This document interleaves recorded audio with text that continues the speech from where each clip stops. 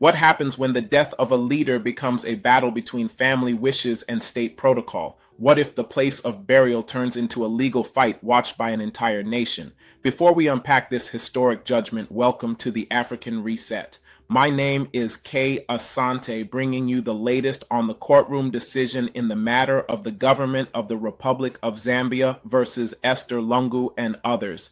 If you haven't already, please hit the subscribe button, turn on the notification bell, like this video, and share your thoughts in the comments.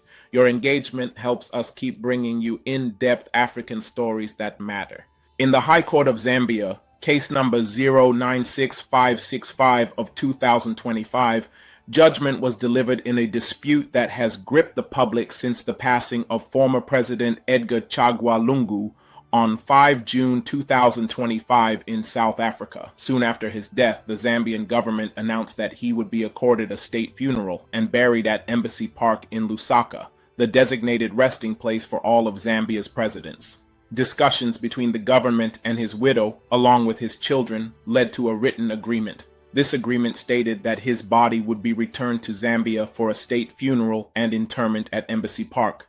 The plan was for his remains to be repatriated on 18 June 2025, but on the very day of the scheduled return, the family reversed their decision. They now wanted the former president to be buried privately in South Africa. This prompted the government to take the matter to court, seeking an order to preserve and release the late president's remains so they could be flown back to Zambia. The court was called upon to decide on two main questions. First, was there a valid and binding agreement between the government and the family? Second, which country's law should decide the matter, Zambia or South Africa? On the first issue, the court found that a genuine binding agreement had been reached. It was clear there was a meeting of minds between the government and the family, and the agreement had to be honored according to established legal principles. On the second issue, the court determined that Zambian law applied. As a matter of policy and state protocol, the burial of a former president is not just a private family affair, but an event of national importance. The court stated that even if the late president himself had wished for a private burial, such wishes could not override the state's right to conduct an official funeral for its leaders. The judgment concluded with orders allowing the Zambian government to repatriate the late president's remains, conduct a state funeral in Lusaka, and bury him at Embassy Park. Two family members and his personal physician were permitted to accompany the body during the transfer.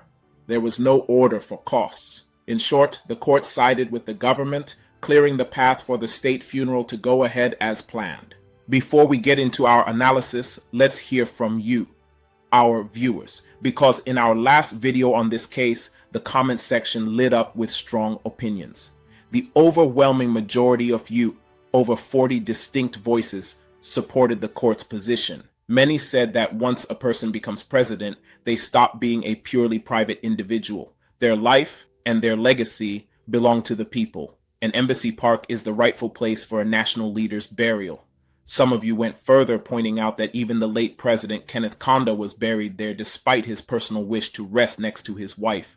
Others were blunt. They believed the family was politicizing the funeral or trying to avoid legal matters back home.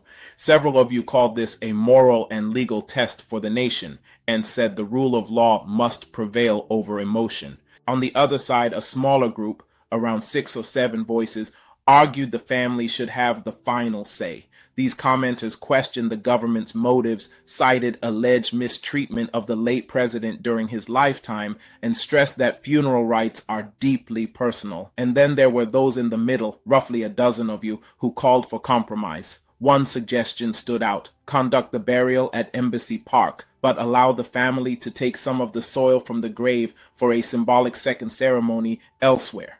Beyond the yes or no positions, many of you expressed frustration at the delay, saying 2 months was far too long, and criticized inconsistencies in lawyers' statements.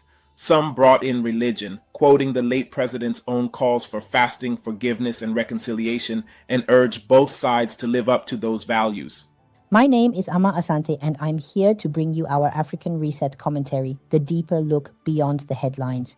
This judgment is not just about the legal mechanics of burial rites, It's about the intersection of tradition, family rights, and the authority of the state. The court's decision underscores the idea that the death of a national leader transcends private considerations.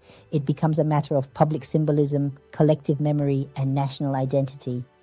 In Zambia's case, the burial site of a former president is more than a location. It is a political statement. Embassy Park is reserved for the nation's highest office holders, and being laid to rest there sends a message of unity, respect for protocol, and recognition of service, even amid political rivalries. This is why the court held that family wishes could not outweigh state policy. That said, it's also clear that this process has not been easy for either the Lungu family or the government. Both have faced intense public scrutiny and emotional strain. The real challenge now is ensuring that peace prevails, that both sides work together so this state funeral becomes a moment of national unity rather than division. For citizens, this case is a reminder that the legacies of leaders belong in part to the nation they served. For investors, it shows that Zambia's institutions are willing to enforce agreements and protect state traditions, even in emotionally charged situations. And for political leaders, it is a signal that their final moments in the public eye, even after death, are shaped by national law and not just personal choice. That's the latest on the Lungu Burial Dispute and the court ruling that will shape how Zambia honors its leaders in the years to come. The case is now closed. The next step is to ensure this moment unites the country rather than deepens divisions. What lessons should future leaders and their families take from this case to avoid similar disputes? Drop your thoughts in the comments below, and we might feature your view in our next episode. Don't forget to like, share, subscribe, and hit the notification bell so you don't miss our next deep dive into Africa's defining stories.